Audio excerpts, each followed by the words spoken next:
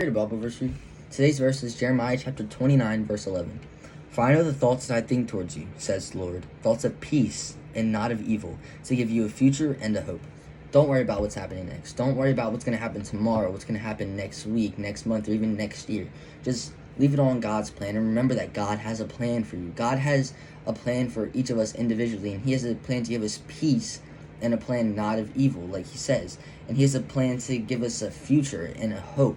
God doesn't want us to worry about what's happening next, because God has the plan that God has set up for our life. It's of peace, it's of hope, it's of joy, and it's not of evil. And God tells us that, and He doesn't want us to worry about what's going to happen next. He wants us to trust in Him and put our faith in Him, and to just let Him take the wheel. He doesn't want us to constantly worry about what's going to happen next in our life, because if we fully put our faith and trust in Him, then we won't worry anymore about what's going to happen in our life, because we know that God has full control and that God will protect us from anything, because He knows the thoughts that He thinks towards us, and it's not of evil, like He says. He's going to give us a future and a hope. He's going to give us, so for example, if He's going to give us a future, so for example, if we have a dream to start acting, to start singing, to go pro in a sport, and that's not in God's plan for us, and that doesn't align with God's plan, then God will take that out of our life and give us another future, like a future career, and He will give us hope for that career.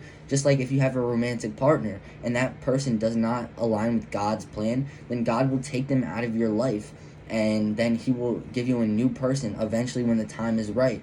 And He will give you a future with that person. He will give you hope with that person, to continue to strive and be intimate with that person. So the main message of this verse is to just let God take the wheel. Remember that God's plan is above us. God's plan is above everyone and anything. So we need to remember to put God first and keep us second. Keep everything else second and behind and below God, because God is above all, and God has a specific plan for us, and He just wants us to trust in that plan. He wants us to trust in Him and have faith in Him. So it's just a really good reminder to just have faith. Jesus loves you guys.